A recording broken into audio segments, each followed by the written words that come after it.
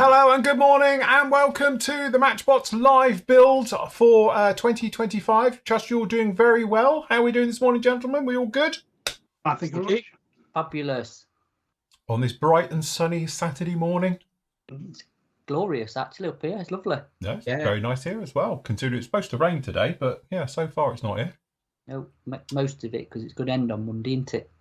Is it? Oh, is that it? We're all back to the wet stuff again? Yeah, wet and cold again from Monday onwards, down to like 0 to minus, apparently. Bring on the snow. So we'll still get the grass cut today. First time this year. Oh no, once you do, that's it. Once you open that barrel, there's no putting it back in. The grass will go mental and you're into that cutting cycle every week. Yeah, not supposed to start it till April. Yeah, no May in it or whatever they have. Oh, what does it do? Does it kill the grass? Well, stops all the little insects and things. It starts making it grow, and then they're going to get frost and then kill it. So. See, so welcome to garden as well, everyone. We've moved on from breakfast items on to gardening tips these days. so that's Andy's just got me out to do some gardening. Brilliant. Yeah, he's going to use that one now. He's going to go and say, according to everyone, you shouldn't mow. No mowing. You can de-weed and prune and everything, but no mowing. You can do everything else. No, we have been tackling the garden, but yeah, I was thinking it's quite nice. I might go and mow the front lawn. I wasn't going to do the back. Well, I was going to do the front, but I might not now. I might leave it. Might leave it till July. Yes. when it's up to the windows. When you're making hay, it's all right. You get a nice cut in, then it'd be fine. Yeah. I need something. Anyway, trust you're all doing very well, and everything's all right. So. Really, for today, we are basically concentrating on Matchbox kits. Every year we do Matchbox March, followed by Airfix April, and then something else for every month. So I'm tackling the venerable old P40. You might remember last year I did the Tempest as well, Matchbox Tempest. So this year we're doing the P40, and to be honest, I've already made a little bit of a start on this one. So what happened was, this is one of those ones, I get it out and I realise I've rescribed half of it for a demo. So I've now had to rescribe the other half of it. So it's sort of somewhat together. So we've done a little bit of rescribing on there. I've just removed all the raised stuff and we're going to rescribe the wings as well and go through the motions of it. But yes, it's that classic nice brown and buff kit. Two-tone. So, but yes, this is the one. Very nice. It's a shame it's not in the other markings, with the desert. Might just do it in it anyway. So, but yes, very nice. Mind you, when it, as I say, technically it is a Warhawk still, because we called it the Warhawk, wasn't it? Yes. So, no, it's saying down here it's the Warhawk as well for the American version. So I don't know. We will see. I think it depended on which. And a Tomahawk. Yeah, the Tomahawk. Yeah, yes, the Tomahawk was ours, wasn't it? Whether it was A, B, C, D, F, G, H, I, J, K, L, M, N, P, Q. Yeah, this is an N, so yes. Yeah. So that's the thing for that one. So yes, obviously we're not going to get them all finished today, but obviously it's just starting off. Oh, Matt's just gone. That's clever. Hold on. I've got no camera. He's IT vehicle. Yeah, he just needs a little puppet there. And all the rest of it. So yes, very nice. John, what are you doing there? What you got whilst Matt sorts himself out? Ooh. The old Wellesley. Very nice. Bomber. So yeah, I've started working on it last night. So just started getting the few bits and bobs together. Got the side windows in. Just filled them now because there's massive gaps around them. Got together the bomb pods and the bloody great big long wings. Hang on. I was saying to Matt last night, it'd be really cool if someone did a 1/48 scale one of these. Well, bloody hell, with a wingspan like that, it'd be massive, wouldn't it? Airfix, hint, hint. But yeah, nice little kit. Very nice. So you're in the green and green and brown. So this is it. What colours is your plastic? Black. Oh, with black. Hey, you don't even have to paint it. Well, no, that's a good thing with these original Matchbox ones. Yeah, no paint necessary. No. Very good. Excellent. And Andy, he's Mine's working on. and- Oh, I like the way you've blurred your name and address out Yeah, I thought I better do it. now. Mine's a not original marketing for some boxing, sorry. And thanks to Amazon, Yeah. got a grubby sticker over the picture. Why couldn't they do it on the back? Well, yeah, this is it. That is crap. What if it was a present? Yeah. So, yes. Like a bit Anyway, it's a Puma. So, Yeah, I'm doing the Puma. I've got bits on the instructions, so I can't even pick them up. Time bits I don't want to move, but yeah, Puma I'm doing. But unfortunately, it just comes in grey plastic. So. Oh, because yours is the reshot one, I suppose. Yeah. In the old days, it would have been two-tone, I'm sure. Yeah, sure. In fact, I'm pretty sure I've built this before, and I think it was two-tone. So. Yeah. Long time ago. Nice. Very nice indeed. Good job. And Matthew, you sorted out your camera? Oh, yes. Yeah, it helps when it's plugged in. Yeah, that helps. Oh, I don't know. There you go. I'm going to tackle a mosquito, I think. Oh, you're in the old 1980s boxings. Yeah, this is the Revell boxings, aren't there? There's a lot I've learnt about Matchbox. So, I thought you were doing the dolphin. No. I did say actually on a vlog earlier on that I would tackle this for Matchbox March, so I will stick to what I actually said. I have got the dolphin here, look. I have got the little dolphin. Because I like the prototype jobby look with the white in the... But I am going to stick to what I said and do a mozzie. Is it a dolphin or a delphine? A delphine, isn't it? It's a delphine. It is a delphine. Delphine, if you're French. It's Delphine French, that's why. Yes. Spatiale, or whatever you As say. still used by our very own special forces. When you see the blue ones floating around. Yeah. It's a cool looking helicopter, I think this is. It's I quite think nice it and is a cool. sleek. Yeah. You built one, didn't you? The American Coast Guard one. I did the Coast Guard one, yeah, the big one, the 35th scale one, yeah. I remember having this as a kid and failing to build it well. So it was one of them I thought, I might redo it, but I will do the mosquito because I never built the mosquito as a kid. It was one of them I never had, I don't think. Right. I must admit, I remember doing that particular kit, the Delphine, and then converting into Airwolf. Because what I did was, because obviously it hasn't got like the thing for the gear, I just took some old rocket pods and stuck them on the side. And I painted it in black and white like Airwolf because it was the closest helicopter you could get to it in 1980. So yeah, 1983 was the release of that Delphine. Very nice. See, classics, very much a classics. I saw anyway, go on. Sorry. I saw one on a YouTube video this week landing in London with two blokes coming out of it near Buckingham Palace. Scantily clad? Was it a dark blue version? Yeah, it was. With the grey underside. Yes, it was. It was special aviation unit. So yes, very nice. But yes, so anyway, trust you're all doing very well at home. If you are joining in with a Matchbox kit, I know obviously upon the actual Flory forum, we have got lots of you going on with them down in here. So if we go back down. We've got down in here for Matchbox March. We've got 20 builds on the go at the moment for this one. Nobody's finished yet, which I'm very disappointed. Peter, what's going on? But yes, we've got, as I say, some really nice stuff as well. Down here, we've got a Twin Otter on the go. We've got the Comet tanks. We've got the FGR-12, which I did a few years ago.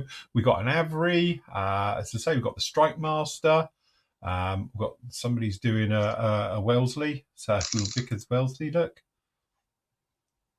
Very impressed, John. You've actually done a build thread. Is this the first time you've done one?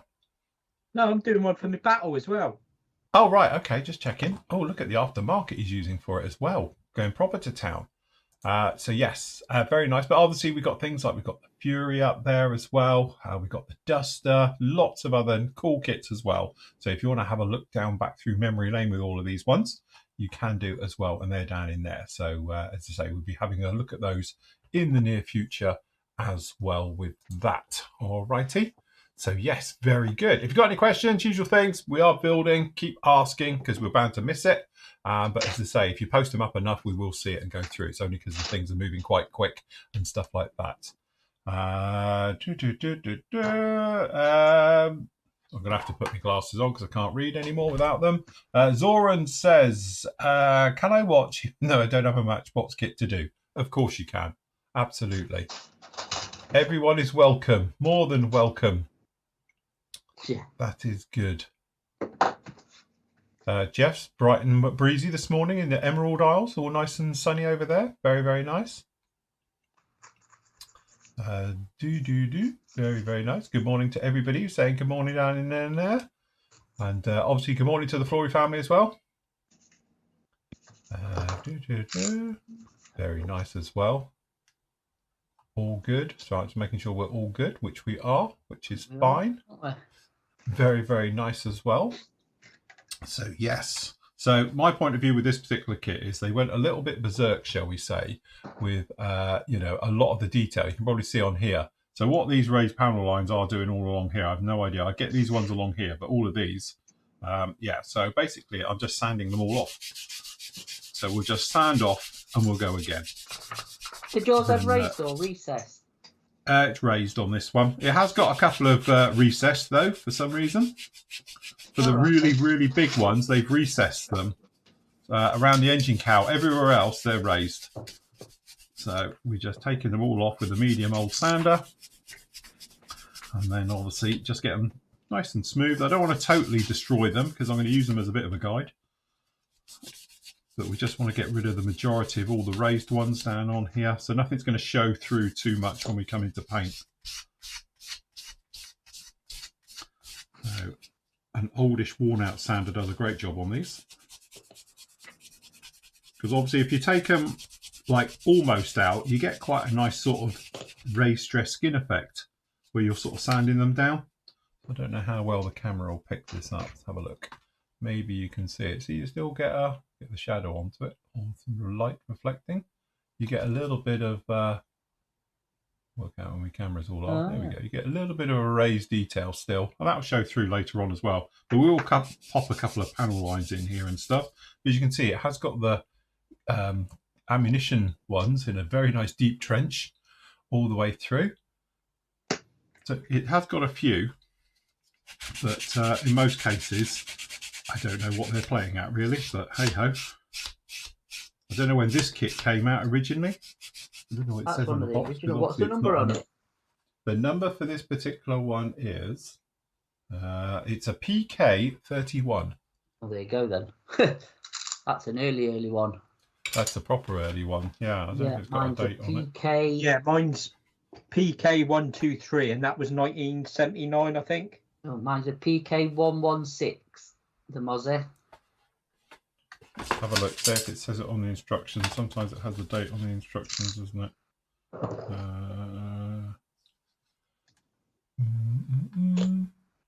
Can't see them on this one now. Used to have the date on the instructions on these. So you're telling me if I fill in the little thing about missing parts, it's not going to come through? No, I'm sure you'll get them. I'm sure. Right to Lesnar, is it?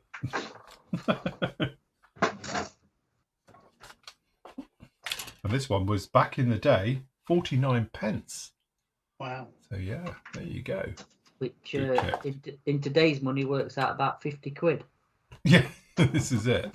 Yes. I was going to say, what did I get this for out of paying £19 for this one?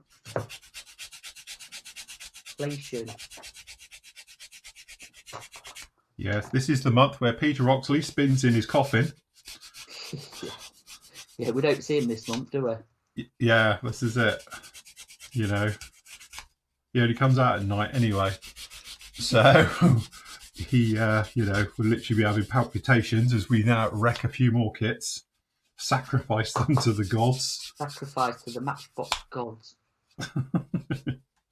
They're to be built, not collected, aren't they? This is it. Yeah, definitely. If you love them, you let them go.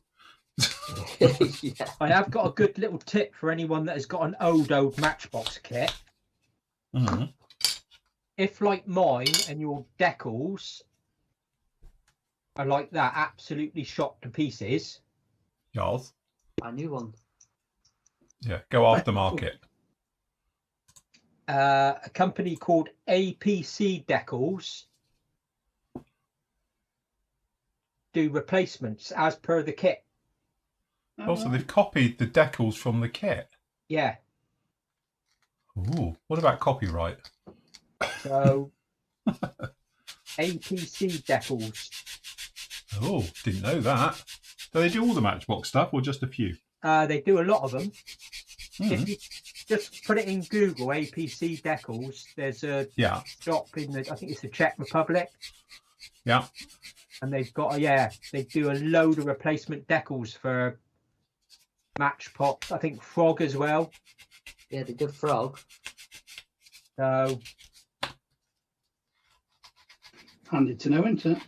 Yeah. Keeps well, yeah, it I've got original, no doesn't hope for it? using those. Yeah. I don't reckon. I'm a little bit wary of mine, to be honest, because I think mine are a little bit that way as well.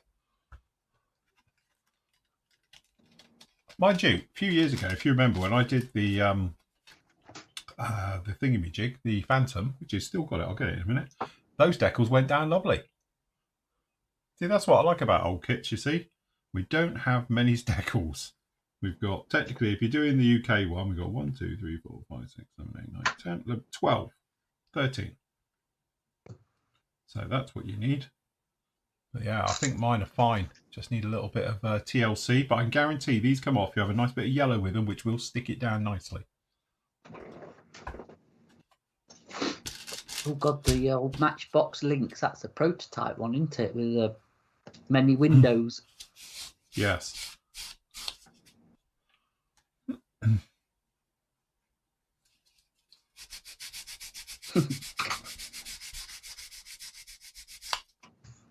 Yes, very, very nice. So I'll do the entire thing with a poster pen, shall I? You could colour it in with your AK markers. With me AK markers as well. Yeah, that's what I'm saying. I might just do the interior with it.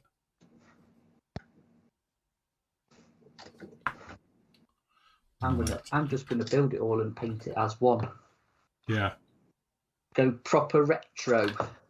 Remember when you always used to paint your cockpits black? Yeah.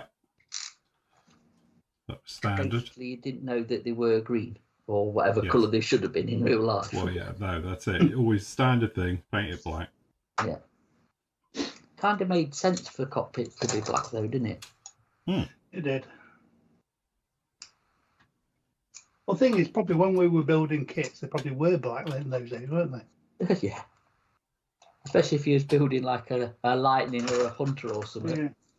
The Jets, yeah, definitely. Yeah. Jet Provost. Bloody hell, that fits amazing. A bit of a sink mark. Wow. It's impressive.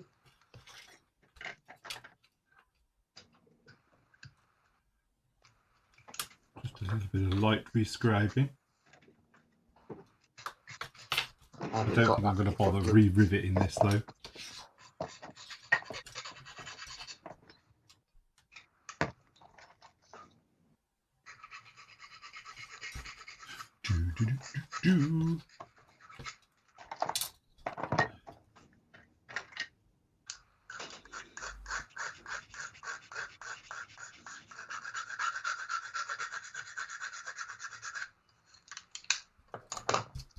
Right.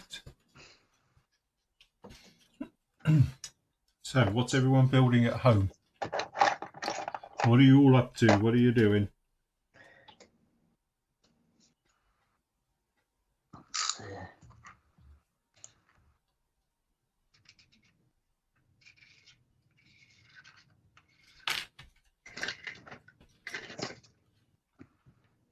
Exactly. With a black cockpit, you can't see the lack of detail, can you?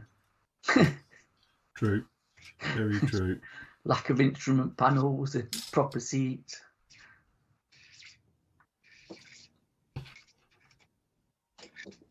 Oh dear, Paul Richards looking for lost parts in the sprue. Oh. Chris is doing a 72nd Revel Gato class submarine. Oh, that's small.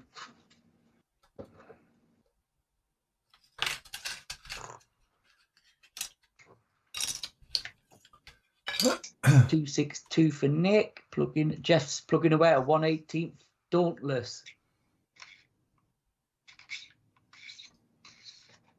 Nice. Yeah, got the Matchbox G91. That's a classic. Speaking of which, what happened to Kinetics G91? Did they ever finish that thing? Because Kinetic had theirs out, and then everyone said that the wing root system was well out, and then it disappeared. We've got Darren's doing an ICM B26. Good for him.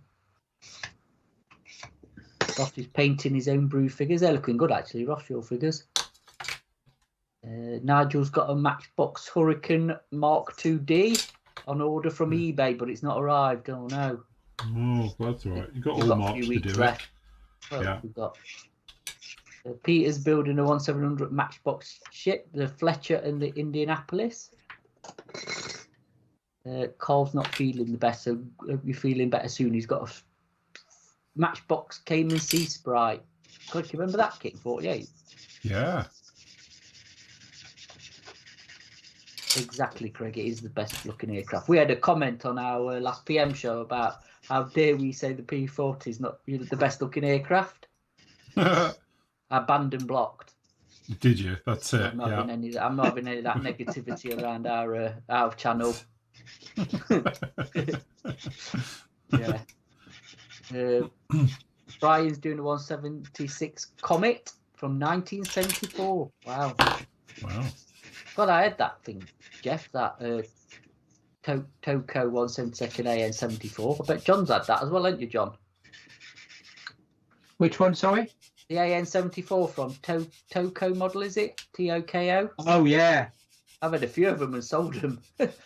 Cool looking airplane, though. Hey, I won't need decals for this thing. It'll be fine. Hey, Nick's asked, did Matchbox ever do an F14? Yes, and Phil yes, they did did. Buy one. Yeah. True. He's let us down this year. They were going for silly money. 20 quid? You've got to be having a joke. Quid? That's silly money. Behave yourself. I thought you liked that aircraft. I do. You don't like it that much then, do you? I think it comes with the swordsman's markings on that one, the yellow. To be honest, I prefer the Airfix one because if you've got the VX1 markings. Yeah. It is actually. It's different because the Airfix one had the red stripe down. Yes. It was go fast. For Airfix August then. Airfix August one. Got to build the old Airfix one. God, I think I've got. Yeah, can I do that? Jesus. Tom's doing a 140 F18 with spine, engine, radar bays, etc. opened up. Very nice. Nice. Didn't know Matchbox did a 148 F18.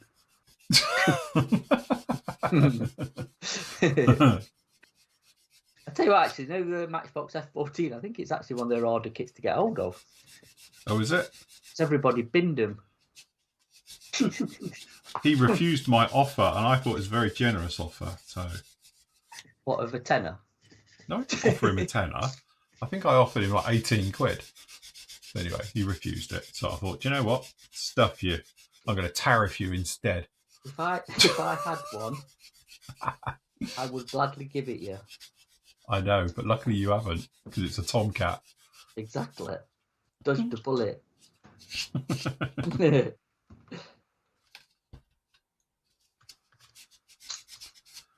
Right, well, I think we're all good now. We can start on a bit of construction. I've rescribed everything. Oh, got me in-flight stand as well. So, actually, talking of F-14s, yes. Which manufacturer was the first one to bring an F-14 out in a kit form? What, in 72nd? In any scale, just an F-14. Which was the manufacturer of the first? I've got a feeling it may be someone like Matchbox. It was either Matchbox or Airfix one, because those were proper early, because it's the old A versions in the 70s. Not Monogram. I don't remember Monogram doing one in 72nd. I don't know, perhaps they did. Me and Peter's on the same page. I have no recollection of building that F-14 kit at all. I have no recollection of building an F-14. So I would have guessed Monogram or Revell, but I don't know. Somebody needs to go and do some Googling and tell us. Need to know. So both of you need to build an F-14 then. See, this is when modelling was proper. Look, you get a seat, a pilot, a stick, that's your lot. Yeah, not even an instrument panel. That's what you need. This is proper modelling. 2 pilots, a bit of a floor, 2 seats, and a stick. Well, oh, it's right. Here we go. Cue Monty Python. You were lucky. I've got no floor. Oh God.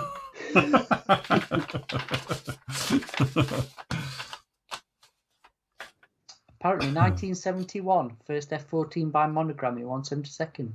Off to scale, mate, says Chris. So that would have been off the prototype as well. When did it actually come into full service, the F-14? Early 70s, I think it was. Was it not later? I don't know. Because the first one, no, it's in the 70s. The first one had the hydraulic problem and they pitched over and crashed it.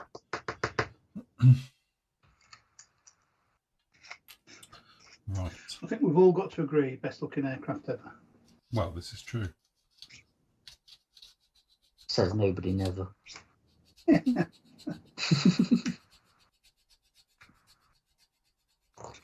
You've not built one for a while, Phil. You're not getting withdrawal. Well, this is true. Yeah, I think I might have to do another one. I'll treat myself to the Great Wall Hobbies one.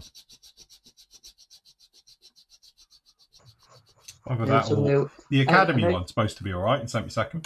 I know somewhere where the bees going cheap.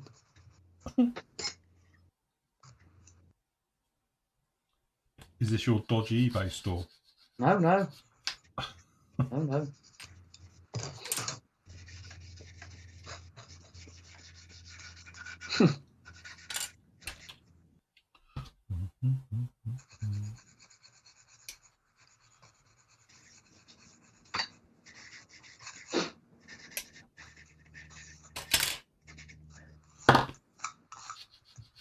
Right, where are we? Have we got any questions, anybody? Introduced in 1974, first flight in December 70. Go. Mm-hmm.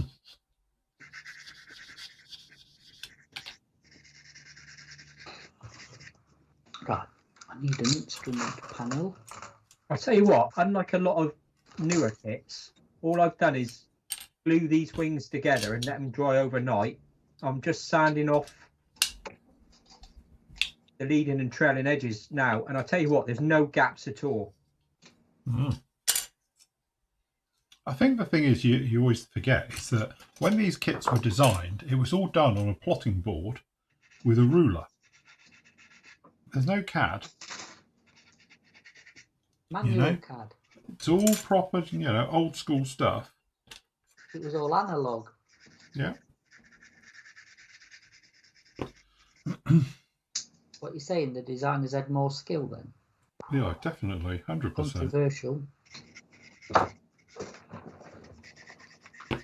We're getting Pranjit on, and we're asking because we're going to get Pranjit on soon anyway to talk about the Jag, and we'll ask him, why don't does he use a plotting board? Yeah. A draftsman's board.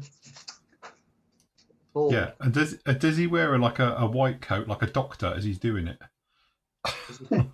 Because all the ones on Pathé News do. Yeah, Pathé News.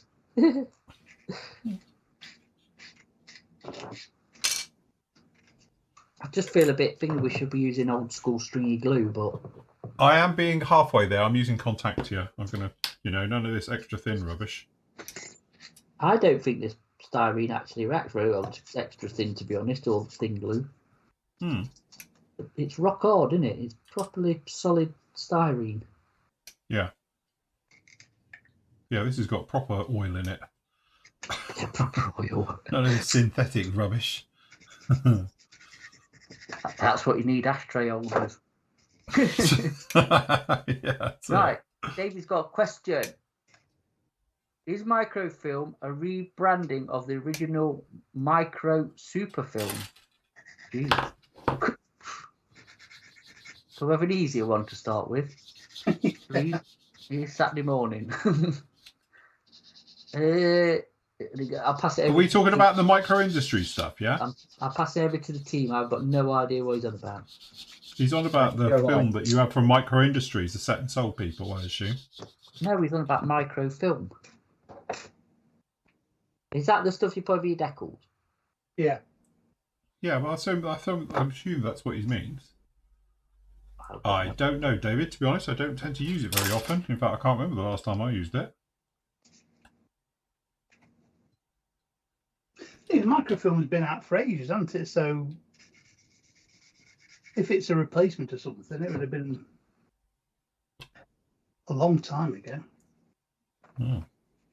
All that micro industry stuff has been around forever, hasn't it? Yeah. Yep. Microscale decals. They were the ones to go for. Well, they're the only ones back in the day, wasn't it? Yeah. Oh God, I think this glue giving up the ghost.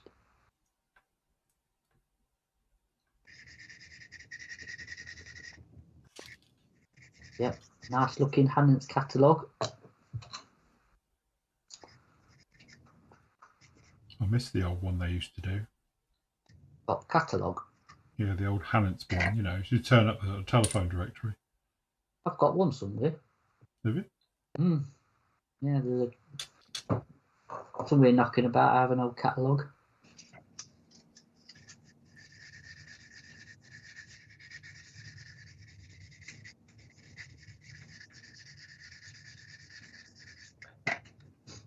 What's the old model shop in up your way, Nottingham? Keys. Is it Nottingham or Newark? Up your way somewhere used to send off a self-addressed envelope with a stamp on and get their catalogue, their brochure.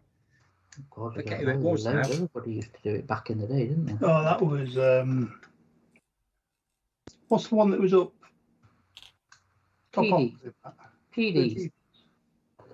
They've gone online, didn't they? Yeah. I think that was their downfall. They didn't really do properly online, did they? They didn't. Didn't embrace the. Yeah.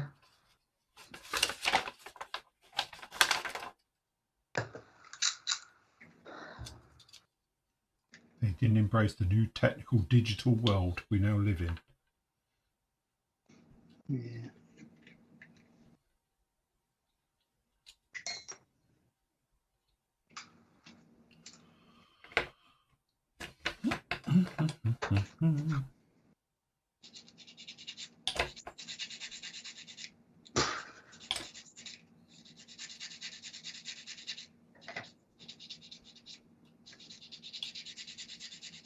Tipex in modelling.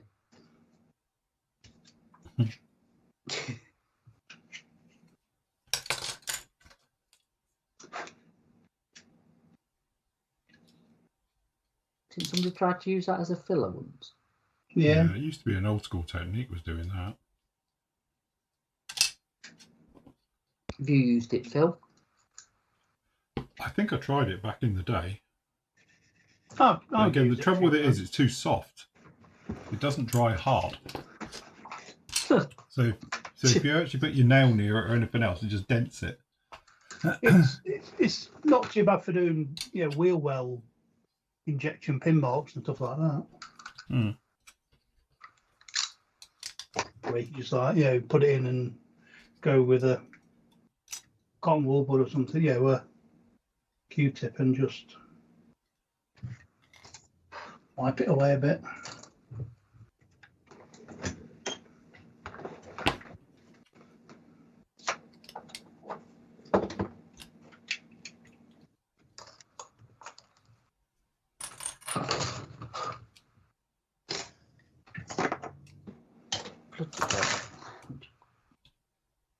I found the control yoke.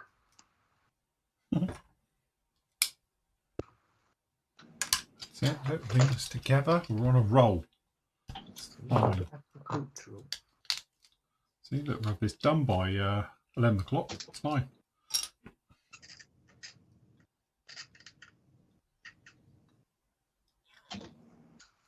Should have done the Puma. Yeah. I would, but I ain't got my bits.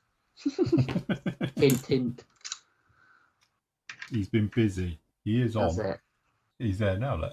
I know he is, that's why I've said it.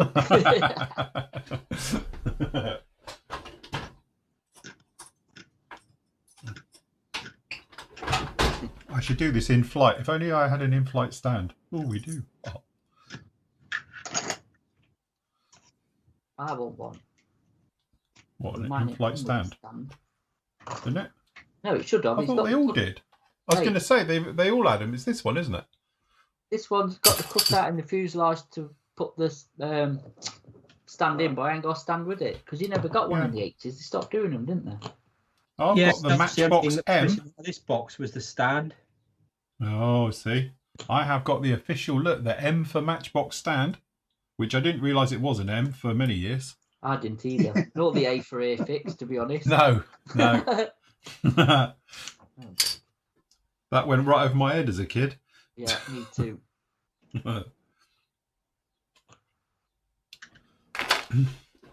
Right, should we get the poster pens out? Well, not the postcards, the real colour markers. We got these in stock. We have full range. Oh. And for people asking about how long do they last, well, I've been using the hell out of these of recent, and they're still going. So. And the little sets are in. We ain't got the big sets, but we've got all the little sets as well. The wheels, and they all came back in the other day. So. What do we got? Interior green. Do you know what? Them draftsman's table things are cool, aren't they? What, do you want one for the house? Could model on one. I've got a picture, right, of an old. The trouble with that is they keep all your parts fall off. Yeah, that's a good point. No, I've got a picture somewhere that I saved off Tinterweb. Yes. Of actually a guy. Let me see if I can find it. And I'll show it you. He's actually modelling on one with. I'm sure he's got like a Matchbox 32nd 109 or something. Let me see. Have a look in my gallery and see if I can find it. How do you stop everything rolling down to the bottom of it? I was going to say that's the trouble. Hey, I can remember back at school doing technical drawing. Jesus, is that when you used to have slates? Hey, there you go. Look, here we go. Can you see that? Oh yeah, I've seen that picture as well. Yeah, my point is, why isn't it sliding off? Is he super glued it to the bloody table, to the surface? Probably, but it's cool, isn't it?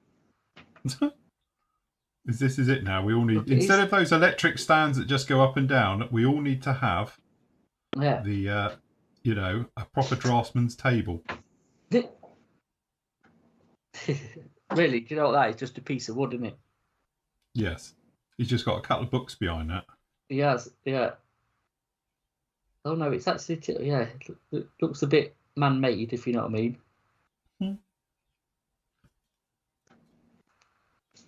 But yeah, got the old Matchbox March 22. Matchbox kits. What is the oldest kit that you've ever built? What, Matchbox stuff? Or just in general? In general. Oh. Got some old kits. I've got some proper old Airfix stuff, like the Belvedere's from 1959 and the all-strength Arctic.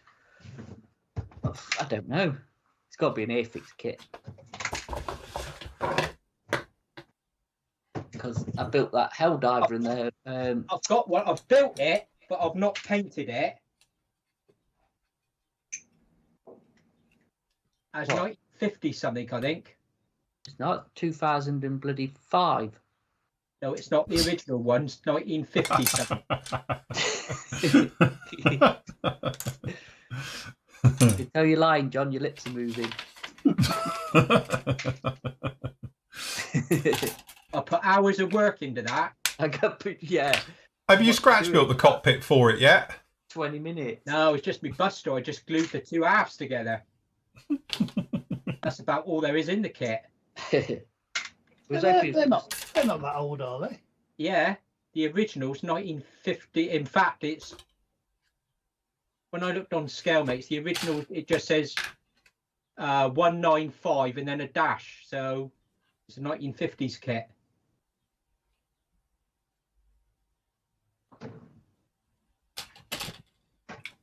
I can't remember exactly how old it is, but I have done some proper old school stuff of late, haven't we?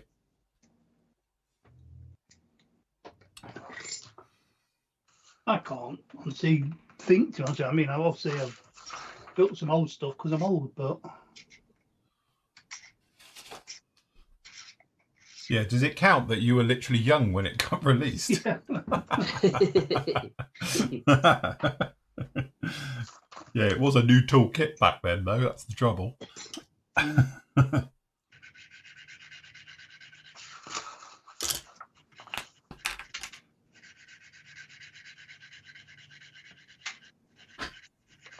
Top tip, everyone. I said it on the other show, but I'll say it here. If you are using the real colour markers, let them come through. When you first use them, they're crap, because it's obviously just got the watery pigment.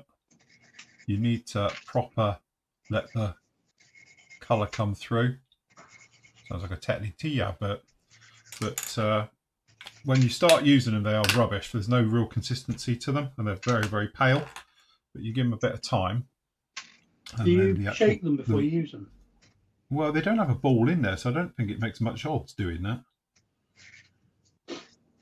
Because I take it they're like a felt tip. It's got like a thing inside it, you know, like felt tips have. I'm assuming it's the same type of principle with this. You're meant to store them flat, aren't you? Yeah, well, I saw that so it doesn't all go down one end.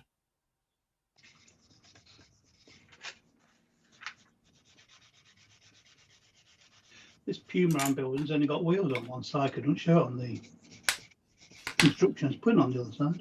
Do you only get 4?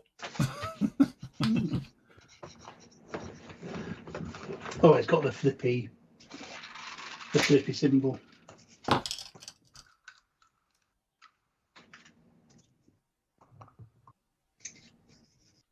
The flippy symbol. Repeat on the other side. Come on.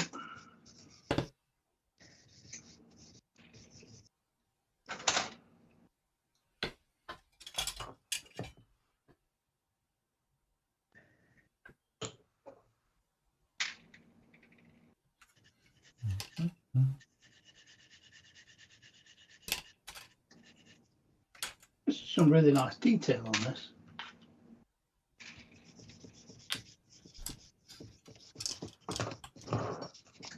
I think the one little 76 armour kits were good, apart from the tracks. Yeah, well, that's the reason why because we were talking about it earlier on the week, and my initial thought was I want the Jag Panther,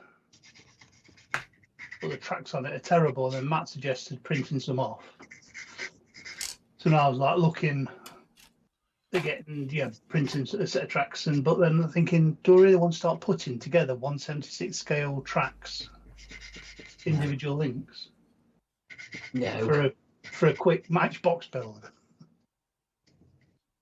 Then also it's got the front fenders are missing off it, so I was gonna I was thinking of scratch building the front fenders, which won't be hard. But then they have those sort of like raised lines on them, don't they, to stop them from bending? Yeah. So I'd have to sort of I was working out how I could do that with scratching underneath to raise it up on the top. I thought this is getting a bit stupid for a quick. Yeah. Overcomplicating it. Yeah. So I put 4 into my basket and showed them to my wife and said, "You choose which one," and she chose this. Good choice, Joe. Yeah. Second choice actually was the caterpillar. The bridge layer. Oh, the Churchill. Churchill, yeah. Again, that's not exactly a quick build. It's got rigging and everything for the bridge, and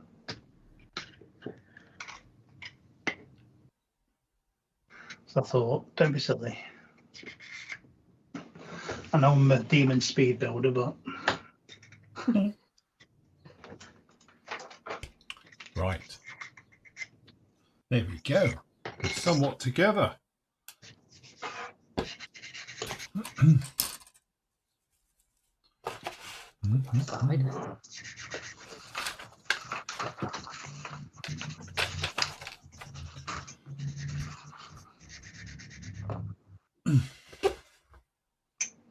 Right, question. What led to the demise of Matchbox? Wow. We did cover this on a show. We spoke about it and all the rest of it, and it was a bit like Monogram, I think it was. It was obviously changing markets, the oil crisis, and all things like that at the one point, because obviously the price of raw materials were going up and everything else like that. And they never got bought out by anyone though, did they? Unlike Monogram. Yeah, Revell, didn't they? Yeah, but did Revell buy them out, or did they just get the molds after they'd gone? To be honest, I don't know, because I didn't realise Revell actually got hold of them as soon as they did, because it was sometime in the 80s Revell took them on, isn't it? Like early 80s, and I always thought it was later on, but I don't know. Because I used to have like little Matchbox cars, do you know what I mean? Used to get loads of them. I used to like them.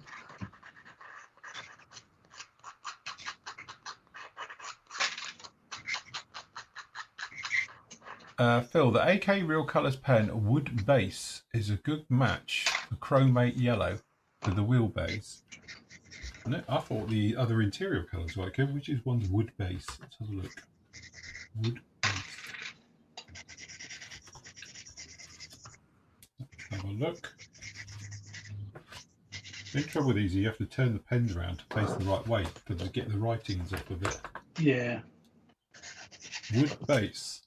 Oh, for yellow chromate. Yeah.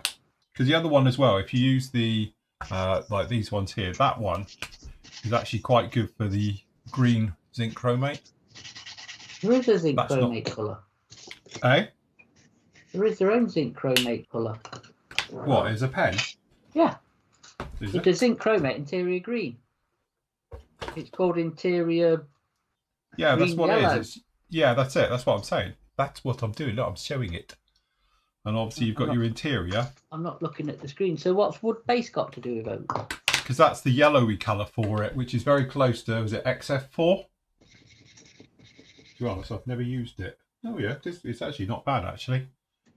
So get the other one out then, that interior yellow-green colour. Because I thought that was XF4.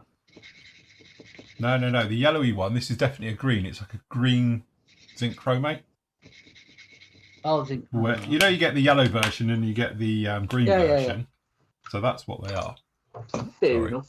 I've moved my camera these days and it's throwing me slightly. But yeah. Fair enough.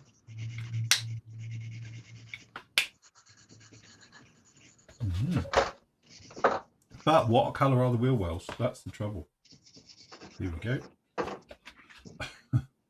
Place your answers now. Right, so we've got the tails.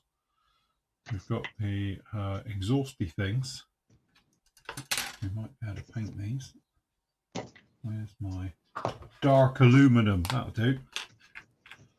Painting on the sprue. Oh, I don't care. Because I'm even doing it with a marker now, just to wind even more people up on the internet. That's what the Gundam bot do. God, I can't believe you're using a pen. I know. They colour in with pens on the sprue, you just don't like to admit it. Well, this is it. Yep.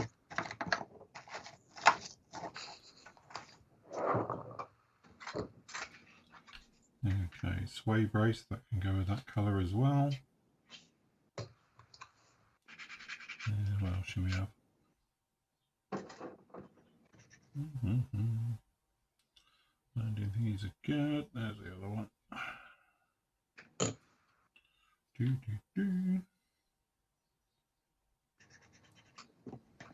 I tell you what, I have to say I was really sceptical about the markers, but when you look at the full interior of this thing, has basically been done with it. They're mega. Yeah. Literally. There you go. Look, that's completely done with it. That's marker pen only. Didn't even bother getting the airbrush out for that one.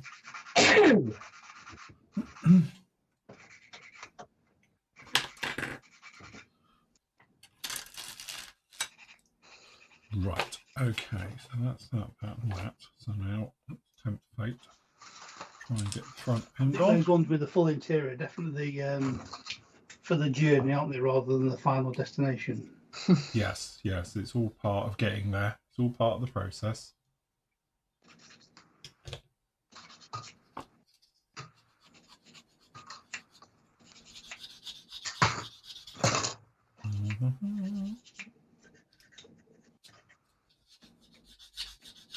thing is, I didn't spend too much time on the interior of it because, as I say, you don't see it. So I've done a quick, this is how you could do it if you wanted to, and zip through it that way.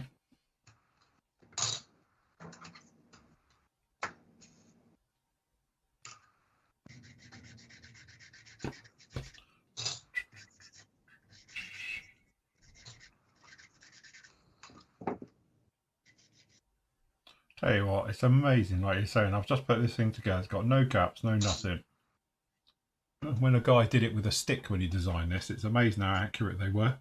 Yeah, we've got a bit of tolerance as well, ain't you?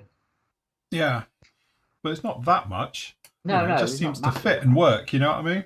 But again, when you work it out, some guy literally went along with a stick and measured things, and then to the scale and the various things, and it works so well. When somebody with digital LiDAR and all the rest of it can't make it work. I just, you know, you have to wonder sometimes. You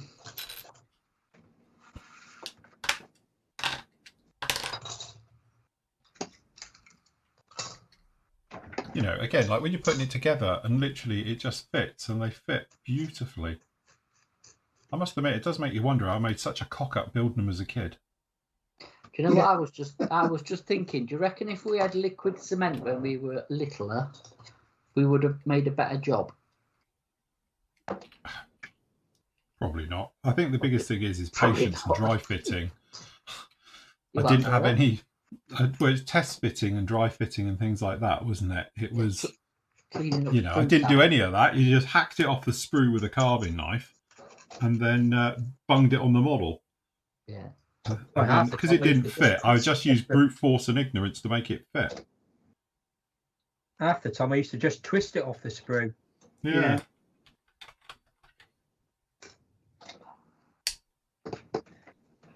The art of twisting off the sprue. There's a dying art form. Dying technique, isn't it? I think we should bring it back, especially on clay parts.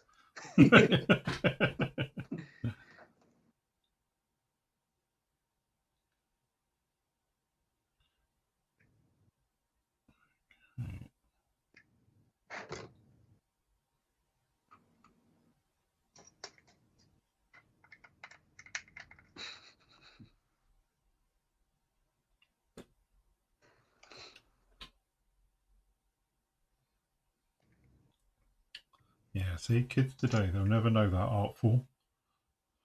You what, sorry? They'll never know that art form. No. Twisting from the sprue.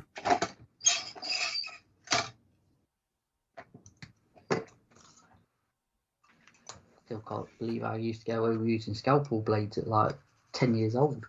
Yeah, just the scalpel blade as well, not a holder.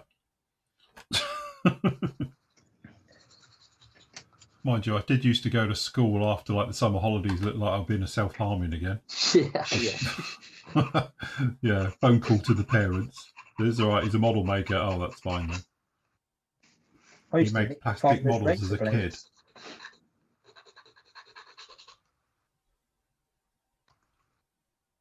What say, John? I used to nick my father's razor blades. Jesus, even worse.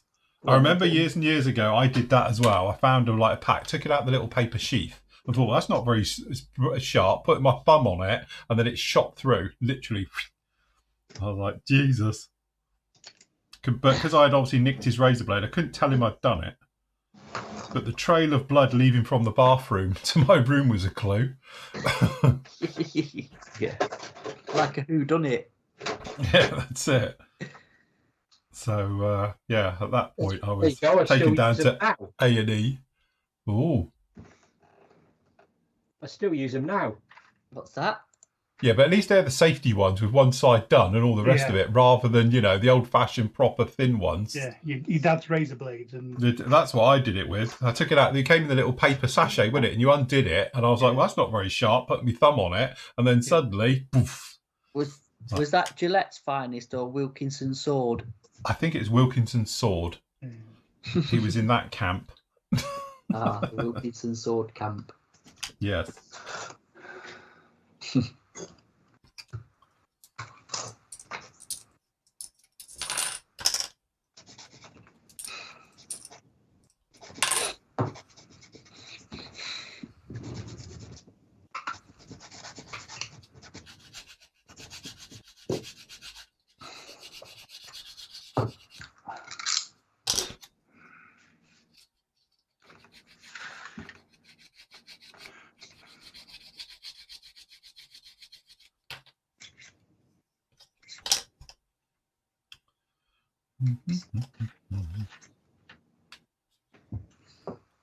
Your dog's awfully quiet. I know, I'm a bit worried. I don't even know where she is. I think you better go and find her. She's up to mischief. Well, she knows what the pond is now and has been deciding that she can actually stick her feet in it and have a paddle is the latest thing. The goldfish aren't very happy about it. She came in the other day with a massive full of pondweed in her mouth, dropped it on the bed in the kitchen. It's like, the bloody hell you got? But that's not lovely. I read this week somewhere that scientists have just discovered that Labradors and humans share the same gene that causes overeating. Yes, that's it. Well, that's what they've tracked it in dogs, isn't it? In labs, because they don't have a full switch, so they'd never know when they're full up. And now they've tracked it. They reckon they can turn it off now, don't they? Which Lola would be very disappointed if you did that. David Pierce has posted. He says, hello, Matt and Phil, Phil and Matt, and the rest of the floor members. Good news, I'm back and had the, I presume that's supposed to be cataract, but it's put carrot. Removed from my left eye. I will have one in my right eye removed in May. Right now, I'm just working on a monogram 148 P51B that was started 7 years ago and put it on the shelf of doom. Good on you. My mother-in-law just had the cataracts done. Yours had your mum had yours done a couple of years ago. Oh God! Well, my mother-in-law's had both done, and my mum had one done. One done. And oh God, the bloody moaning about it. Unreal. Tam's had both of hers done a few years back. Is she?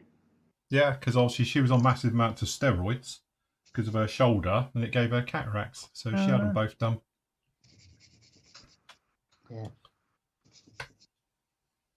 Yeah, I think my mum thought she was going to have the cataracts operation done, and then actually had 20/20 vision when she came out. Do you know what I mean? It was one of them. Yeah. Oh God, it just it don't seem to be getting any better. Oh, give it time. It's only been done an hour. Yeah, it's not laser eye surgery. It's slightly different. I know Shell's mum's found that bright lights, like she's had to turn the volume down, the brightness down on the TV. Going to say, turning the sound down, not going to do a lot. I've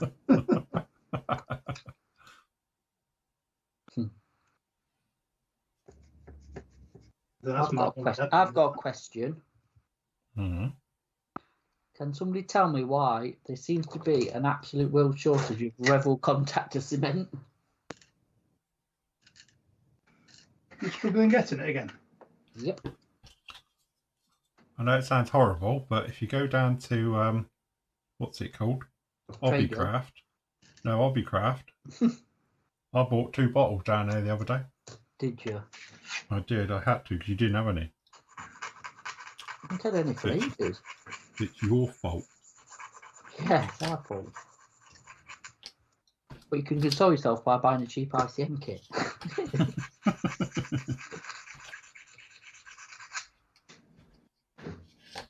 I'll tell you what, Andy, it's gone downhill since you retired. Too true, too true. Here. Yeah, that's probably true, yeah. I had to sit in front of the computer screen for hours. Getting deliveries and having to pay surcharges on them because they've been underpaid.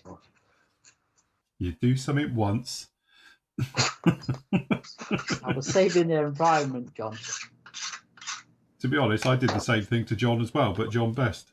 Well, I sent him the Puma. Did you? Yeah.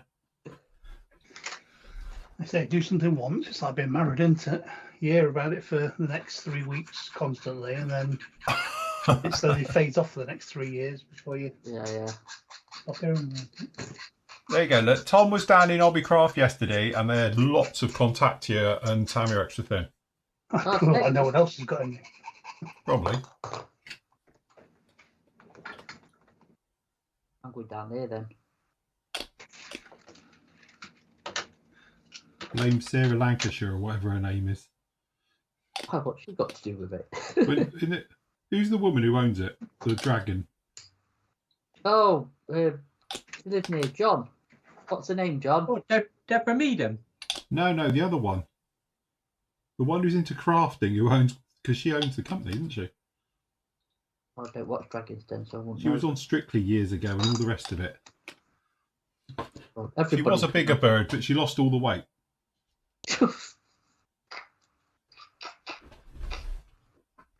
Sorry, is that not politically correct to describe her as that?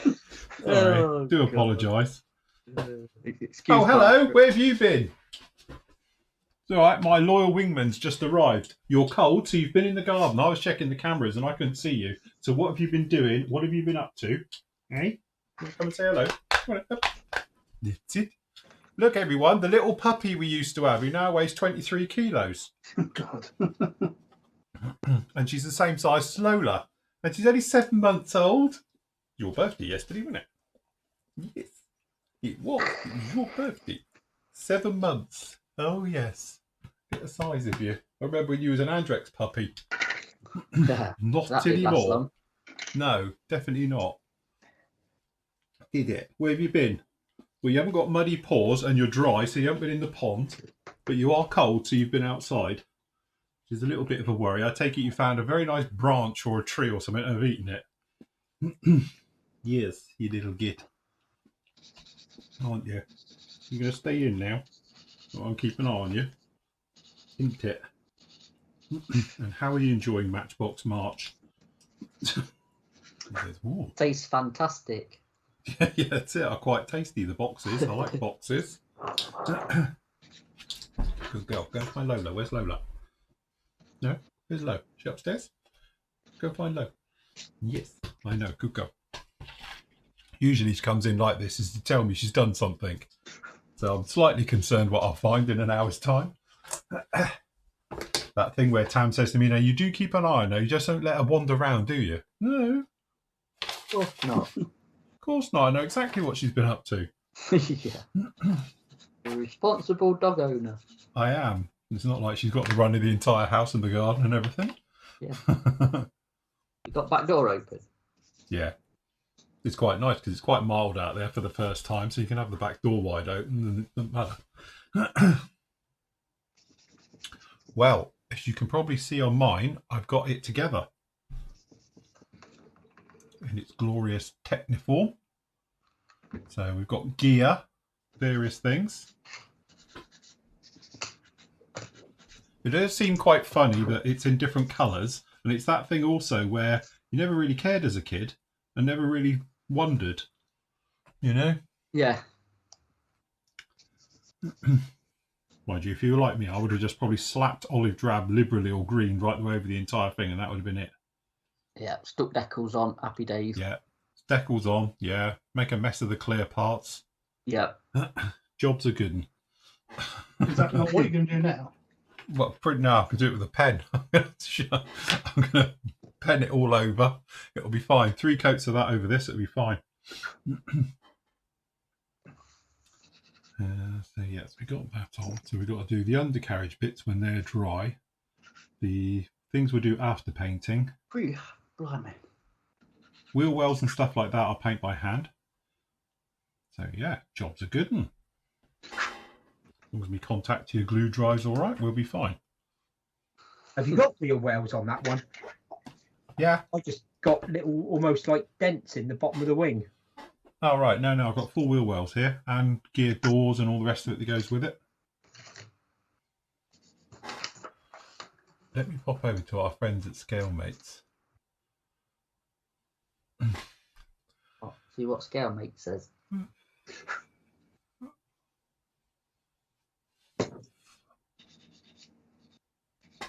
See, we've been through this before where people often ask about this, about using Tamiya Airbrush Cleaner as a replacement for extra thin glue, right?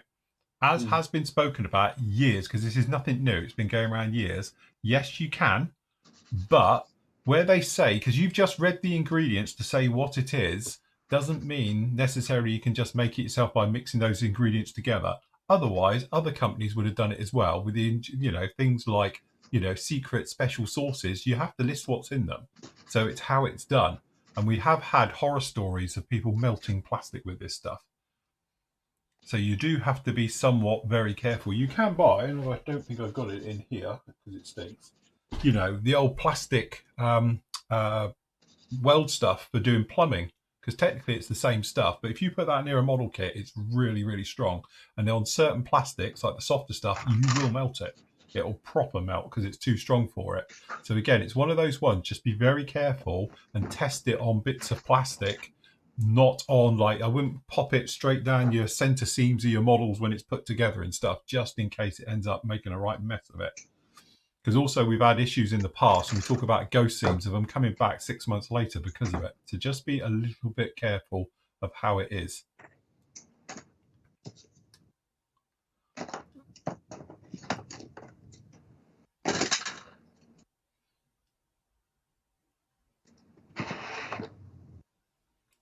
Question: my Vallejo matte color, tell you what, put these on, metal color aluminium has turned gritty after 3 years. How do I get it to where I can use it again? Chances are it's one of two things. If it's gone gritty, it's got contaminated with something. So if it's the Vallejo stuff, it might have alcohol into it, which is like IPA, because what happens is the particles bind. It's exactly what happens to the wash. If you've got a brush, even though it's dry and it's had IPA on it, it will make your wash go gritty. We did a test with it. If you just put it down here and put IPA near the Flooring Models wash, it turns to gravel, but almost. It's really gritty because all the particles cling to the molecules because they're different sizes, and it all gets very technical. I might have done that. The only thing you can do is to really mix it up to break up those particles and to get them to go smooth again is by mixing it really, really heavily with a brush, then try it. But again, when you're dealing with a, I'm not being funny, a bottle of aluminium Vallejo paint, which is a couple of quid, you're probably better off just getting a new bottle. Yeah, I'd say so.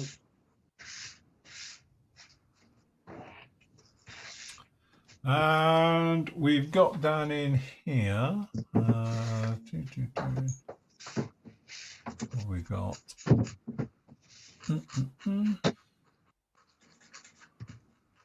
Bonjour. We can do that. Looking forward to the Revel repopping out some of the Matchbox cars this year. Is that their plan? Is it? Are they doing some of those this year? That'd be cool. Yeah, I think so. Question, Phil, will you be doing a review of the 135th scale Trumpeter UH1B Huey? Have you sent it yet? No, it's going Monday. Oh, right, okay. Yes, I am. As soon as Matt sends it down to me. Can you hear that? What's she doing? She's obviously brought in a brick or something. Is now throwing it around the kitchen floor because I can hear something very hard hitting the kitchen floor. She's coming in here with kitchen. It. Yeah, she's gone out. She came in with a lump of, basically it was a quarter of a brick yesterday that she'd found down the side of the unit, dug it up and then brought it in as well. So anyway, keeps her happy. Yeah, they have all these toys, but they go and bring sticks, bricks, stones. Like anything. Now, we've got a pile of little stones outside the back door, and I've got to chuck them back down in the garden. Where she brings them in, sits on her bed in the kitchen, and starts chewing them. You take them off her; she's really good at it. She doesn't mind; she just gives them to you. But now I've got a pile by the back door, so I'm going to have to get rid of them later.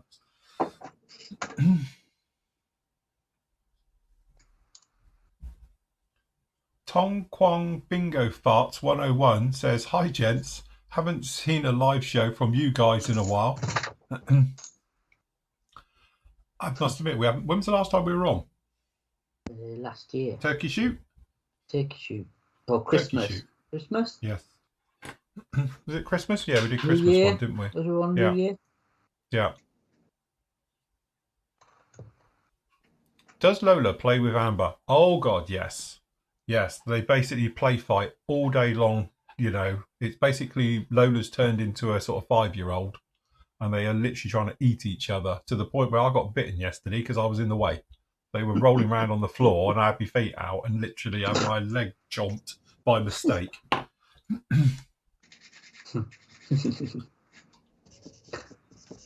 There you go. Pramjit says he uses a wand to design his kits. I thought you had a spell book. Yeah. But you don't use a yardstick like the old school and literally go along a leading edge of a wing going 1, 2, 3 and then write it down like they used to do. So we've always said his kits are magic, so yes, makes sense.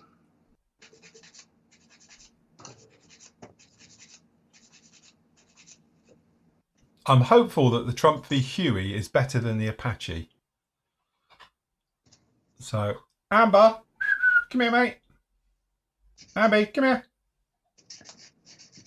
Amber, Amber, Amber, here. That's really cool. Come here. She's here. Come here. Here. What's this? No, I've got. Now she knows. She's literally stood there and she's got it in her mouth, but she goes. Come here. What's that? Come here. Good girl. Come here. Amber, give it here. Come here. Come here. Come on, all the way. Come here. Come here. Good girl. Right. No, don't leg it. Come here. Come here. Amber. Come here. Obedient. It's all right. How to train your lab. It is. How to train your lab. Come here. Ta. Come on. No, I quite like this one. It's good. It's like butter wouldn't melt. She looks at you, all waggy tail, like, but she won't crunch it in her mouth. But she's clearly going, right, now she's going back out. Fair enough. If I don't know about it, I can't be accused of not looking after her. So I'll just plead ignorant. Right. Sam's never watches these then.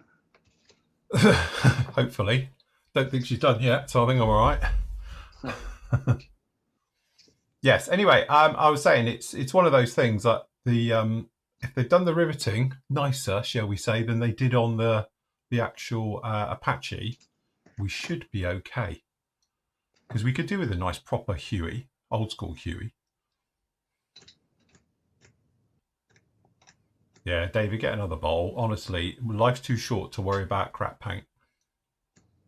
It's a bit like decals, you know. I will fight with these because I'm a martyr, but don't. Just get new decals. Be like John. Be like John.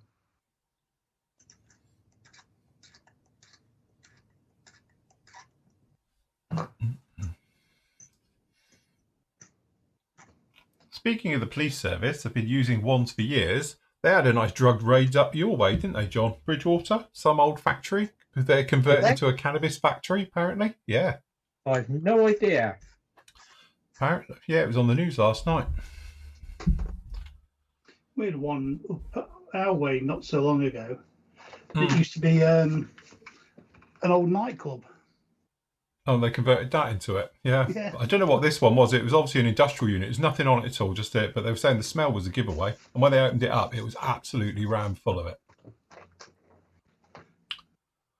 It's Bridgewater. Well, this is it. Tame for them. Right, Andy, what are you making? Scott's asking. Show us what you're doing, Andy. Making the it's the SDKFZ 234 Puma. Puma. Fact. Let's make come together. Are you going to do the entire thing with pens like I did mine for the turkey shoot then? I'm going to. Then we could have a joint thing. I'm going to paint it with a Tamiya, probably XF88. Mm.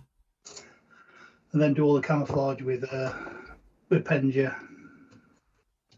Mm-hmm. It's coming together.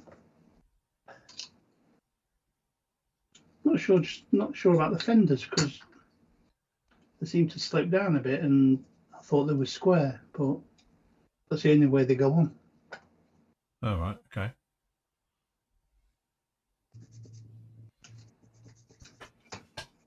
Sure, this is again, I've got this thing about missing kits at the moment, because where's my Puma gone? I'm losing kits, I swear. There's a fairy coming in here or something, nicking all my kits. Not a dog eating them. Well, could be. I've been finding it coming out the other end. But where's the Puma gone? Ah, there's the Puma. It's all right. It's hiding under a wing in the display cabinet. Oh, I found it. Oh, that's it. We're okay. So here's my little Puma that we did. Inspiration for you.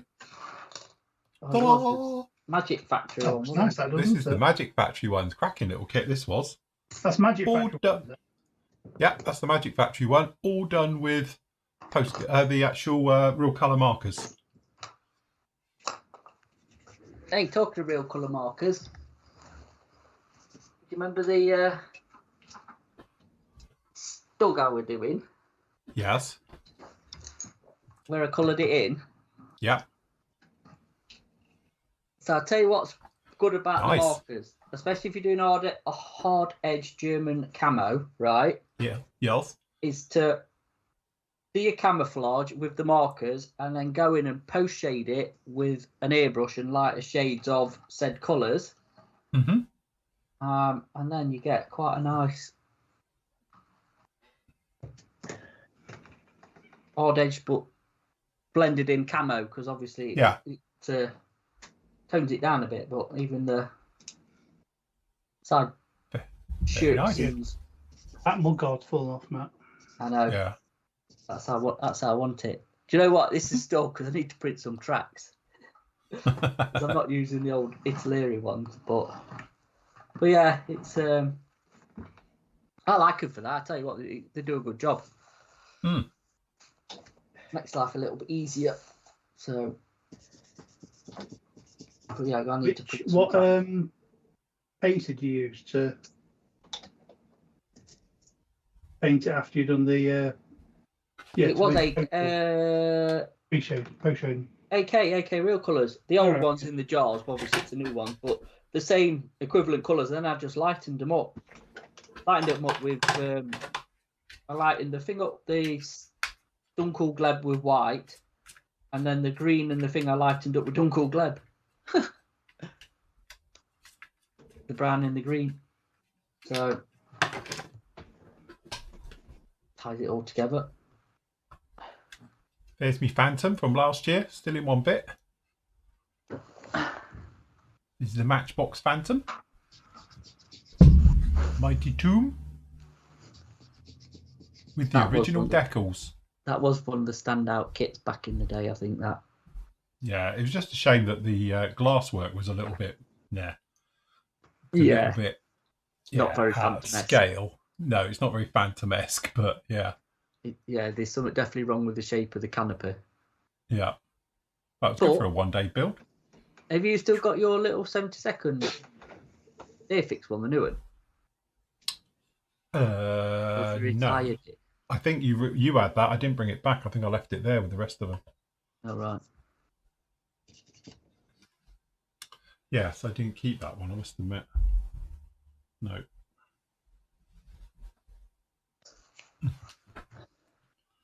Right, so we see if my wings are on. Look at that. Impressed. Looking all right, that, isn't it? I wonder why they picked them colours. Well, because they're natural colours, clearly. Don't hold it by the wings yet. They're still a little bit soft. Whoops. That's one thing I noticed on the review of the OV10. That the wing joints look a bit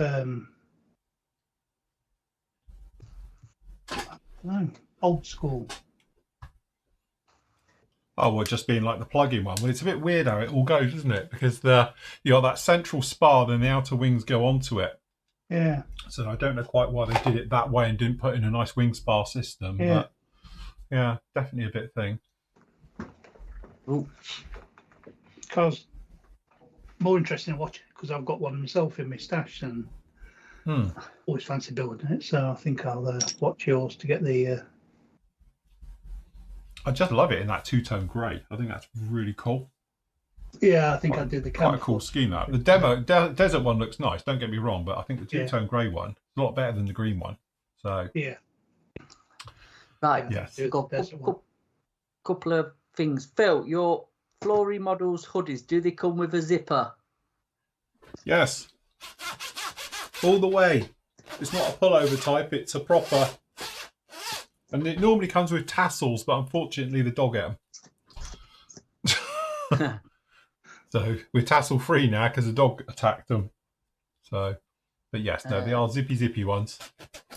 Yeah, so there you go. Question, Phil, when will we see the jet nozzle 3D printed holder for your washers? Yes.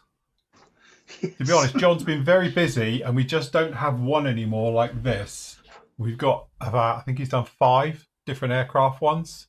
So you can have different versions. But that's all got to be finalised yet because I haven't paid him. Oh, okay. So they're on hold. So, well, no, what it is, to be honest with you, I'm just trying to get all the, we've had some production problems, shall we say, with the stands, which I've now got sorted. I had some trouble with ironing the tops and making them look really nice, and I fixed that problem now this week. So that's been done. So I'm literally just ramping up. The printer's going as we speak, getting there. Once I get a good stock of those back in, then I will print off some of the other stuff. But I am one person, one printer at the moment, so it just takes a while to get these things to come down. He needs more printers, people. Go fund him. Yeah, no, because I've got nowhere to put more. We were discussing this yesterday. I said, me and Tams were talking about it because she said, "Are you going to get another one then?" Because we could redo with another one. And I said, "Well, the thing is, if one comes up in the sale soon, I might grab another one, but I just don't know where to put it." On the decking. What I was going to say, but when we do all of this, I've got no idea where they're going to go as it is. So take them to your mother's. She's got loads of room. Yeah, but my mum can't work them out to refill and stock and change over. Well, in theory, she could, because I can run it. I could do the printer from my phone. If I just tell her to like take them off the build plate, put the build plate back in, I could just do it again from here. But yeah. Do you know when you go up your stairs? Yes. And turn immediately left. Sorry, right. Yes. The room. Do you reckon she'll give up that room? That would be a perfect printer room. That would actually. If I doubt if she's going to give up her shoe space for me. Yeah, put your foot down, Phil. Who wears the trousers in your house? She does. Definitely. Right, just to add some tone on here. Yeah, we've got the markers in, all of them. The only things we haven't got in is like the box set, but the little sets and all the singles are in stock. Right, Ta, give it here. What have you got? Open your mouth. They came in the other day. If you want an actual box set, Tone, the original thing, let me know, and I've got to do an AK order. Another one for the pile soon, to be honest, so I can get you one in if you want one. I'll add it to the order, and anybody else for that gives a message if you want the full box sets, and I'll order you one in. Yes. An invoice you. So there we go. It's printing as we speak. You what? It's printing. Good thing about these, you have a camera inside them, so I can see it printing. Is this my tank holder you're printing? No, it's not doing that yet. It's still doing stands. It's doing a base at the moment. It's doing a base and the bits and pieces. So, yes, it's still going. It's all right. Don't press pause. But yeah, it's quite good on these because you can just do it up, tell it what it's printing, go, speed, temperatures, all the rest of it. So, a good bit of kit. I see now the weather's picking up. You could have them all lined up on the decking. How about on the deck? Print a farm out there. Yeah. Right. Question for Matt. What is your Stug for? 5. I've got my glasses on. Could be a 4, could be a 5. It's a blur from here. What? As in it's what? Yeah, what kit manufacturer, I think? It's the old Italeri one. Oh, right. There you go. So the really old one. It's all right. Obviously, there's better Stug 4s out there nowadays with the newer ones, but yeah, it's just the old one. It ended up being a bit of a test bed for painting techniques, and it's one of them where it's coming out quite well, to be honest. So I'm going to 3D print some tracks off for it, which I've got a file for, because the rubber band tracks are awful, and then I will get it finished. So yes, that's what it is, just the Italeri one. Do you think any positives in painting before assembly and on the frames? Again, this is one of those things, like certain jobs, yeah, definitely. If you've got small little parts, and obviously using the pens, because they're acrylic, you just whip them over and all the rest of it, it's quite handy. So like on here, I've done the little exhausts, we've done some sway braces, I did the control stick, because that way you can paint them, and they're all on here. And then you cut them off, touch in the ends, where you've cut them off and all the rest of it, and then glue them in, and then you do them. So that way you don't have trouble with like color, you know, getting it elsewhere, things like that. I did it with these as well. Some of the parts are painted on the sprue, and then I put them in, and then once they're in situ, touch them in and go through it like that as well for a lot of the interior stuff. So painting on the sprue, I think, it definitely has its positives because you know where it all is. So, like, for instance, sway braces are a classic example. You might, if you're doing a modern jet, you could have 20 or 30 of them to do. Just paint them all on the sprue, because then they don't lose them. Otherwise, you've got these tiny little things floating around your desk, or some way of physically holding them all as you're painting them. So unless you've got about 8 million crocodile clips sold onto them, you know, it just makes it a lot easier. And obviously, if you're using pens as well, just touching them in when you remove the part from the sprue, then it's quite just a quick touch in and you're good to go with it. And it's just a smart, easier way of working. So I paint on the sprue small little parts pretty much all the time. I don't get the stigmatism behind it. If it works for you, it's whatever you're comfortable with, isn't it? Whether it's on the sprue, off the sprue, wherever, it don't really matter, does it? Just do it. To be fair, when it is on the sprue, I find it is easy because you've got a little handle to hold stuff with as well, haven't you? Without touching the parts. So yeah, I think it's just easier. I think what it was, the whole point of this little riff thing that occurred a few years ago was that when I said I was going to do a Gundam Gunpla bit, I was asked for years and years and years to do one. So eventually I did it. And what happened was, I think that a lot of the Gunpla community and stuff like that were quite excited about me tackling the kit, but they took it out of context of what I was trying to do here.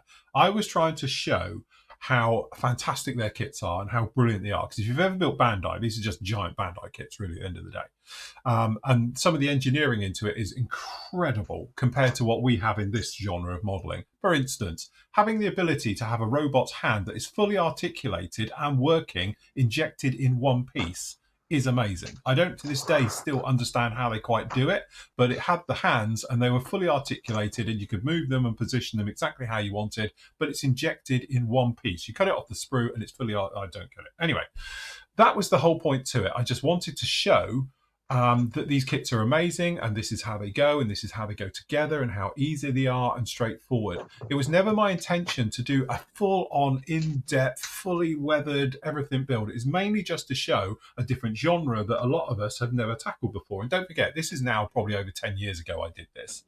So a lot of people in the Gunpla community felt I was doing it a disservice because I painted most of it on the sprue. So the whole point was, it's got lots of colours, and I did him all in metals as well. So I did lots of it in, like, you know, extreme metals and stuff like that, because I wanted it to, instead of being the traditional whites and reds, I did him in full metal, because I just thought it looked cool like that, as if he's, you know, ready to be painted. But again, a few people got hold of it, and it started a movement against that. Why am I painting on the sprue? I'm not doing it a full build. I'm taking shortcuts. I'm not showing it off to how it should be. But that was never my intention to do it that way anyway. It was just to show them that actually these are really good kits. They are worth the money. They are fantastic builds, and you can come out with something really impressive with it. Then, if it had gone well, I might have done a full-on build with all the things that go with it and all the weathering and stuff like that.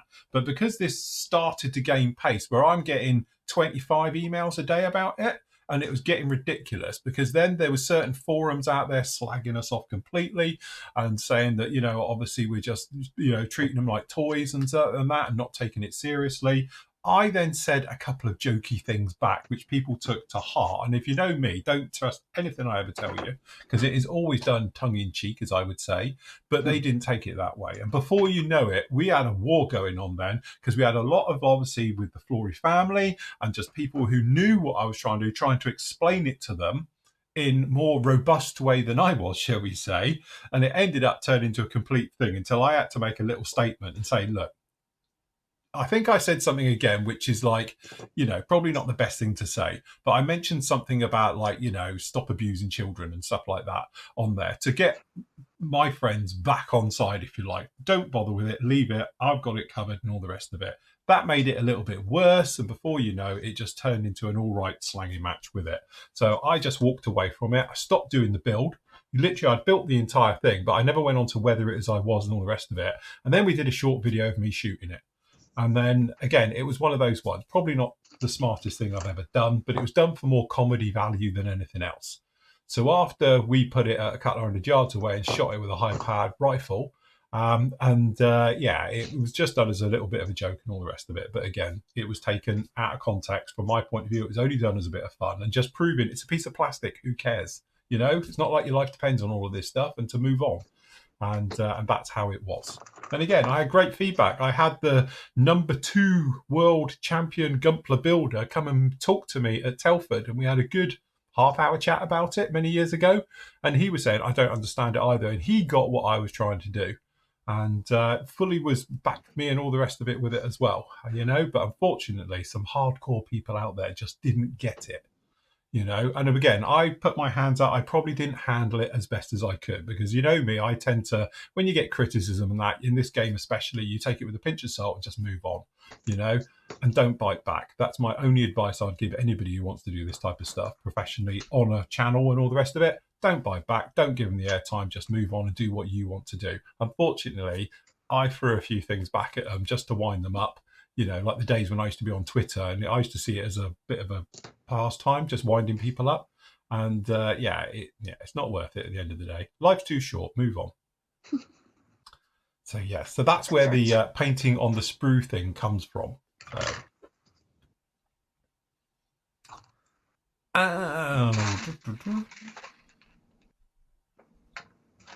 Okay, so how many kits have I built? Gundam and Gunpla stuff?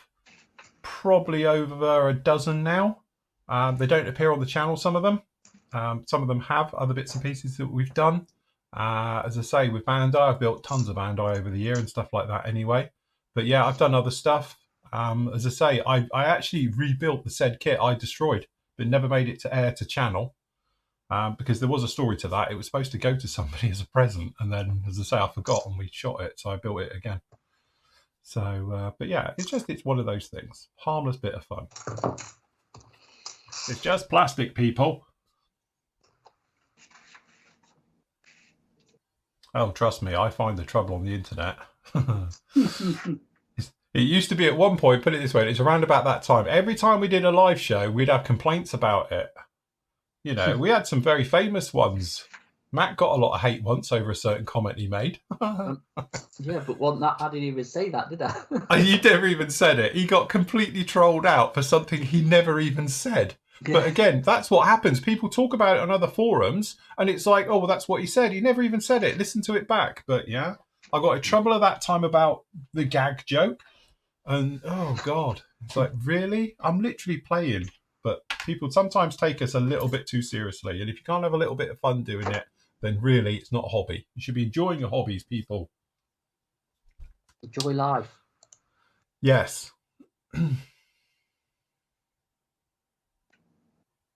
Right. Question. Oh, go on. You want to do that one? Yeah, from David. After 3 years of not using my Neo TRN1, I started to use it again. However, after cleaning it good, I noticed that now I see bubbles starting to form in my cup. However, it still sprays good, not spitting, nor is it to do with anything crazy. Could it be I have not set something right or a seal going bad? If you've got bubbles in your colour cap, we always said the chances are it's because the air can't get out the front. All right. So what it is, it's literally where the nozzle sits. Don't forget the air comes around the nozzle, doesn't go through the nozzle. It comes around the nozzle because the paint's in the nozzle bit. So if you're getting air, it means it can't come out the end, and then it's coming out, and it's actually, because it's under pressure, the only way it can go is back out, and it's coming up through your paint and bubbling, all right? So the chances are it's either because your nozzle isn't seated correctly on the front, all right? So what I would do is, I'll give you a quick thing here, take the front off, all right? Check that this is all okay and is clear all round in here, all right? Obviously retract your needle and all the rest of it. And then make sure as well that this part is clear, the actual bit itself, all right? So the other little trick you can do, which we've shown many times before, but we'll do it again, is just take a wooden cocktail stick, all right? Come in from the back and poke it through the hole. Just a little bit. You're not trying to spread it wider, all right? And just give it a few twists, all right? And then you can come in through the other way and just give it a couple of twists, because if you've got paint buildup around the actual hole, the air can't get out. And because the air can't get out, again, it's only got one place to go, and that's because it can't get out of here. It goes back in, comes up your nozzle, and all the rest of it. All right. So again, make sure that it's all clear. And when you seat this down, just get a little bit of your airbrush cleaner, if you've got like acrylic, or a little bit of soapy water, and just pop it around the front end here, and then pull your trigger. If you've got them bubbles coming up around this area here, it means this isn't seated on properly. These don't have seals, weirdly. They just sort of fit in and go through, but they're usually pretty good. But that's the thing. So the air, technically, it's coming up into here. It's coming on this bottom chamber up in here. It comes out of a couple of holes, which I don't know if you can see it on this one. It might be a little bit too dark in here. But there's down in that chamber, each side of the nozzle, there's usually 2 holes, or sometimes it's 1. That's where your air is all coming round. But again, if it can't get out of this bit here, it has to come back. But 9 times out of 10, just put a wooden cocktail stick and don't ram it, because obviously you'll make the hole too big. All right, and just make sure you can get the air coming out and going round it, and you'll be absolutely fine. And then once you're on, pop the end back on, and you should be good to go. But that's literally what that is. It's just because the air's got nowhere to get out, and it comes out through the top. It's the same way if you put your finger over the end and then do air, because the air can't come out, you're back flushing, and it comes up in here. So same thing. There we go. You'll be fine. I always find that if you've cleaned it and it's still not working right, strip it down and clean it again, because you might have missed something. But then also when you put it back together again, you're sort of like, you're going through the whole thing again, aren't you? And if you have not put something back together again, hopefully the second time you've put it back together again properly. But you generally find that you've not cleaned it properly, don't you? Was that your problem you had the other night, Andy? No, your airbrush. Well, I just bought a new one, ain't I'm just checking now that I've cleaned this one. Yeah, this one's clean. Hey, just go and buy a new one. Still £21 for a finger banger 500, isn't it? I've got a spare just in. If your airbrush is broke, just get another finger. They were on offer the other day. They were like £7 off. Really? I think at that rate, they're going to pay you to buy them. Why didn't you tell us? I don't know. They had a very limited stock. They tend to do it when they get down to 10, and then they put them on offer, and then they get some more in, and they go back to normal price. I think that's how they do it. It's just catching it right. What's up, dude? What's up, little mate? You good? Yeah, very good value airbrushes. Yeah. No, I think they're fantastic. Jeff. Yes, Jeff. This is the only live show.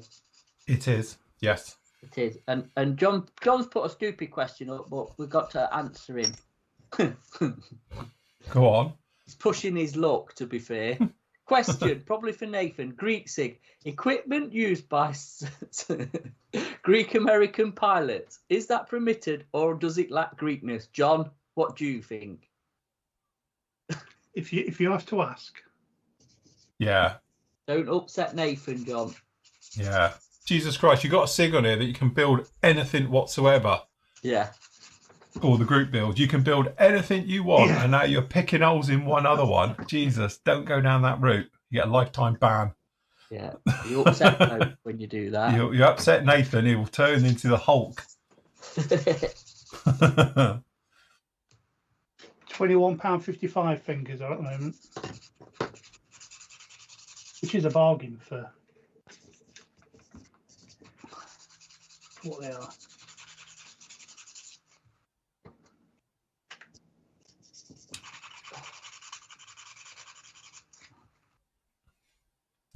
I wish more of your products were sold here in Melbourne, Phil. So do I. I wouldn't have to send them then. It's a nightmare. Let's say we have had this question. Honestly, if you are a shop or a dealer or anything else like that, then send us a message. Because I am shipping out daily to Australia at the moment. Literally, I had 3 orders go out yesterday. And again, it's one of those ones where I know it's difficult because of the price of shipping and all the rest of it, but I always cover half the shipping costs from my end. And no tariffs. And there's no tariffs. Yes. Sorry, Americans had to say it. Question from Tim. Question.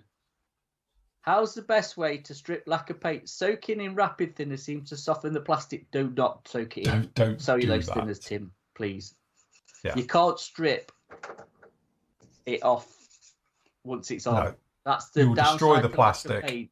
Once it's on, it is on. And you need proper chemicals to strip it, which will just then, obviously, you're finding out with lacquer thinners is going to ruin your plastic. Best thing to do is to rub it all back down, get some sanding sticks, sanding paper, whatever, and, you know, how bad is it? But yes, it's... We've often said this, though, haven't we? Why do people literally think about stripping it back down to bare plastic when you could just give it a light rub over and all the rest of it, so you're not destroying all your detail, and just prime it and go again? Yeah. But people have this thing about stripping it back to bare plastic, and I thought, no, even if it's acrylic, I wouldn't bother with it, because it's quicker and it's a lot less messy. Just get a sanding sponge and... Yeah, whip over it sanding sponges and just literally knock it back and go again. Yeah. Yeah. It's not worth it. The mess it makes. I mean, you tried it, didn't you, with your Crusader, where you tried to strip the eye with IPA, and the mess you made with that was just it was a mess. Like, don't get me wrong, it was acrylic, so it came out like beautiful. Yeah. I had no problem with the strip. Don't get me wrong, it worked beautiful, but the mess and the smell and Jesus, it's not a don't have a fag whilst doing it, you know. Cigarette. Have a cigarette, smoking while stripping it off with a brush.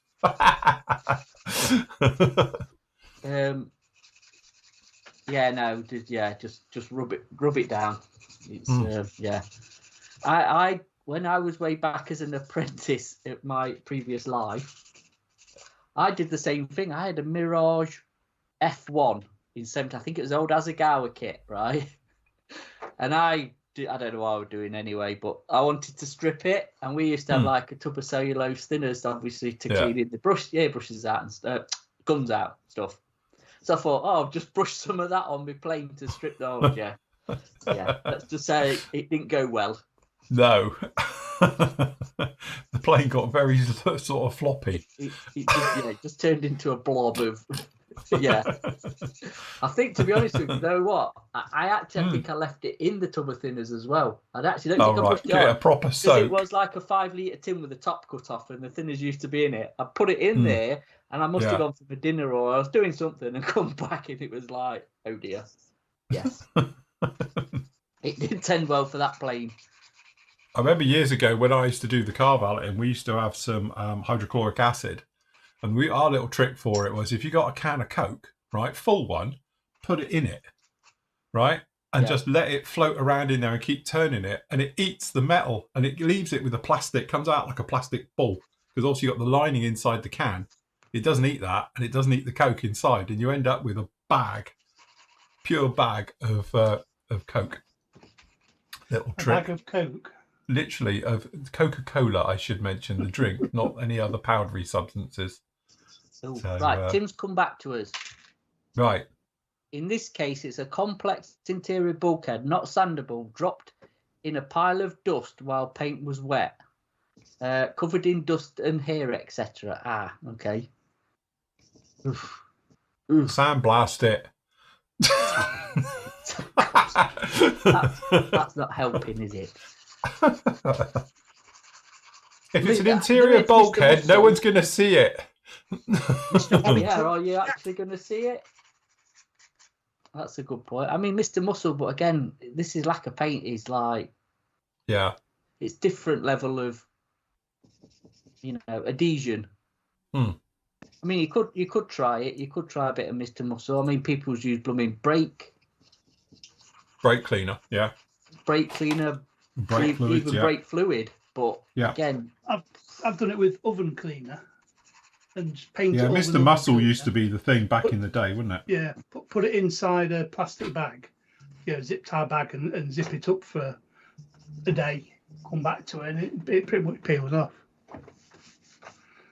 The problem is if you've got interior stuff painted, it'll take all that off as well. Yeah. Tim's put. Dave put back to Tim. He's used Revel paint remover on a car body painted with lacquers. Worked fine for him. Okay. You perhaps need to do a little bit of testing, but again, definitely not lacquer thinners. I'll tell you what, we have got the AK paint stripper, but I don't know if that's designed for acrylics or lacquers, to be honest. I've never tried it. So Duke New. We had a question earlier as well from somebody. Hold on. Stop jumping. Will IPA definitely not work if you leave it in there for a long time? Not with lacquers, I don't Not think. a lacquer. I don't think with lacquer. But I don't know. Try it, John. you could experiment for us. Right then, question from I'm David. just thinking I use like Mr. Surfacer, which is obviously a lacquer base. Mm. And when I run it along fine joins, I always, to save sand in it, rub it off with IPA. And it comes off. Never had a problem with it.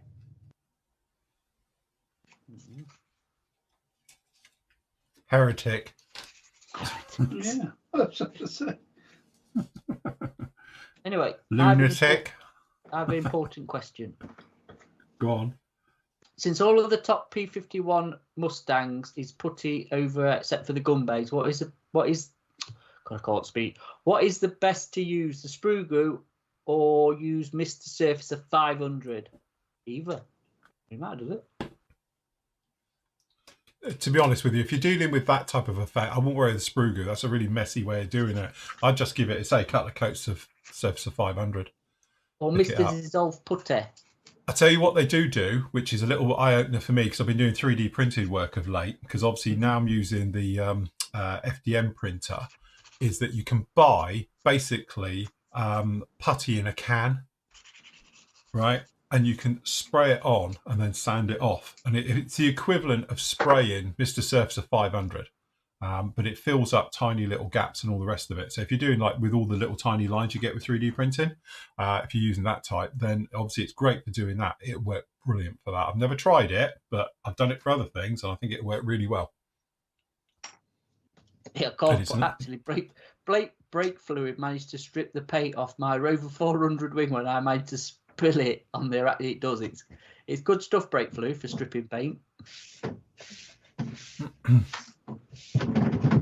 Yes, I can vouch for that, because a friend of mine, when I was younger, his girlfriend got really annoyed with him one day. I don't know why. He only slept with his sister. But anyway, she tipped it all over the bonnet of his car. Nice. I tell you, that lovely metal finish. I bet it did. Nice bit of patina. I think her spelling was off, what she was trying to write with it, but, you know. But, yeah, because we were saying, I'll just do the entire bonnet. Just keep going. Just strip the lot off, innit? Because it's just over the bonnet and then run down the front. But, yeah.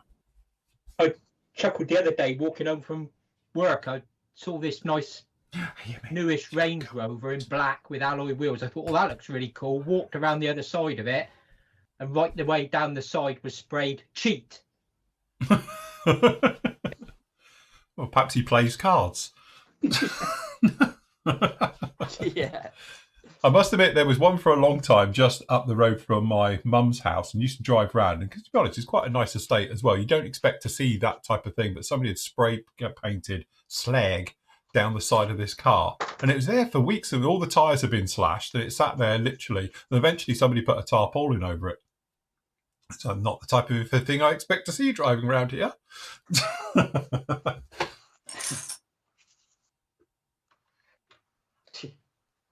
Right, speaking of dusty things, before we move off, we've got various things going on at the moment. Don't forget, last week I've got all the shows up down in here if you want to have a look, if you're a member or non-members alike.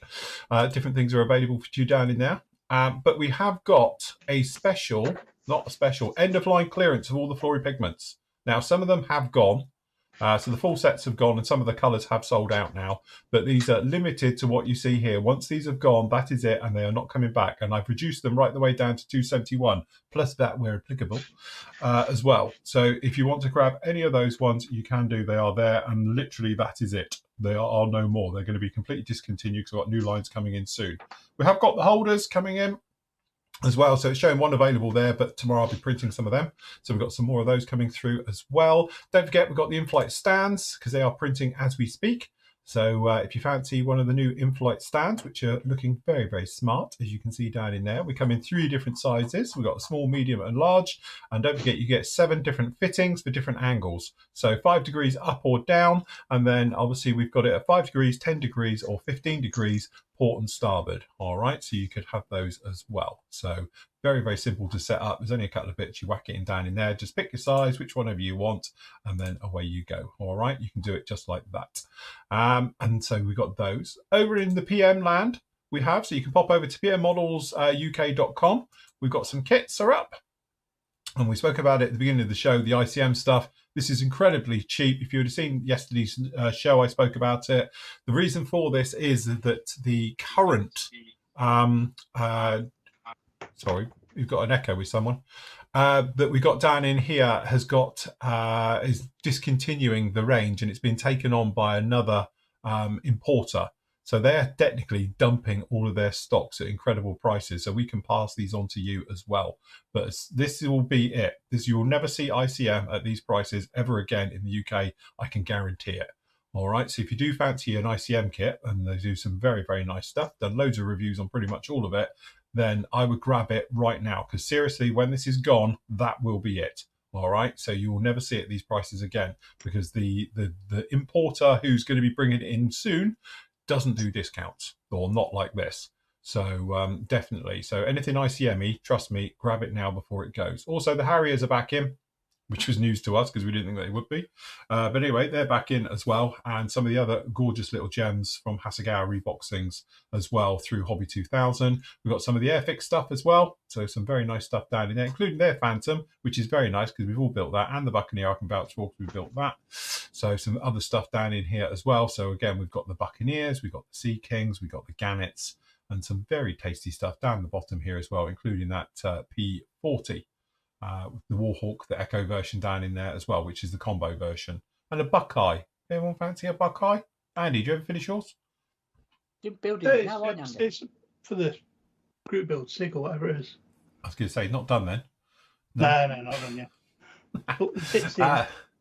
That's it. And we've got other little bits and pieces down the bottom as well. Some more stuff. So we've got the P40s. We've got the Lightning, some of the Academy stuff. We've got the Qatari Spitfire as well. So if you want to grab that one, some weapon sets, so forth and so on. All right. So if you want to grab any of those ones, we've got your marker pens. We've got all your stuff as well down in here as well. So again, if you want to get your real markers, we've got those up.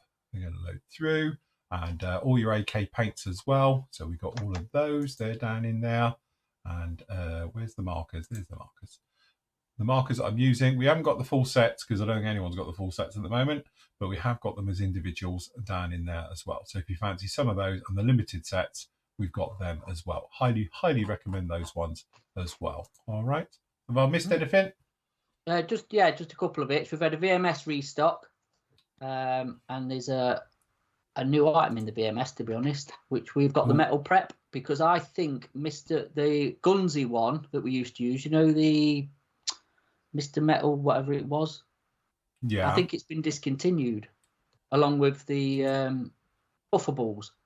Oh, right. Okay. Yeah. So this is a similar thing. It's an etching primer, so for your etch and whatever else. So we've got Mr. Metal Prep, well, not Mr. Metal Prep, sorry, Metal Prep 4 from VMS. We've also had a glue restock and all the glosses and stuff. And also we've had a aqueous paint restock as well. So we've got the aqueous paints back in, and leveling thinner, rapid thinner, usual bits and bobs from them. And hopefully, sooner rather than later, we're going to have an attacker restock as well. So very nice. So very, very good. Pretty much all of them are in. So I've deleted some that have been discontinued. I went through the rack and went through our supplier, and I think a lot of things have changed with them, to be honest. So yeah, no, we're all pretty good. Quite a bit of everything, really. But yeah, the ICM stuff, the ones that are up now, is going to last probably till the end of the weekend, or if they sell out, they're going to be deleted. And then I'll have a look, and some more different ones might be going up if the stock levels are there for us to get them. So nice. We did sell out pretty quick, to be honest, especially Marauders and the Beauforts and stuff yesterday. So I've got some more coming. But once this lot's gone this time at these prices, then that'll be, I'm not putting them back up, and I'll have a look, see if there's anything else we can put up instead. So I think you've built most of them, haven't you, Phil? Apart from the. I'll tell you what, I'm getting through them because obviously I'm working on this one currently as well with the B26. Yeah. We've done the Beaufort, done that, done the MiG-25. We've done that one. I'm just trying to think what else. You've done the Gladiator. So I've done the Tiger Gladiator. We've done the Tiger Moth. I've done the Cobra. You've got a Stearman. Got the Stearman, yeah. Got the Stearman here, yeah. So yeah, no, that's it. I've done quite a few of those. I love them. I think they're great. As I say, bang for buck of kit at that price as well. It's ridiculous. You know, you get to do a HE111. What, the Zeal Wing? Well, maybe not that one,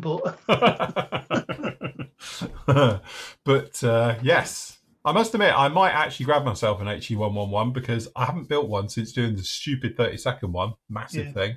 But they're nice kits as well. I remember reviewing them when they first came out and dropped, and they were like, you know, really, really nice. Don't get me wrong, they're not massively detailed, but you've got everything you need as a good starting point to super detail if you want. So you have got engines, even though they're basic. You know, you have got a nice interior. It's just a little bit basic. But again, if you're not into them, you're not paying for them. So I think that's what I like about them. So. So Andy's built the J8T, haven't you, Andy? I have, yeah. Yeah, it's in my cabinet behind, in the hallway behind me. It was a nice kit, that was, actually. It is a good kit. So, yeah. So, there we go. There you go. Chris says, hey, Matt, the Airfix B24 is not 48th, it's 72nd. Oh, we've got there you go. That's what happens when I'm on my own.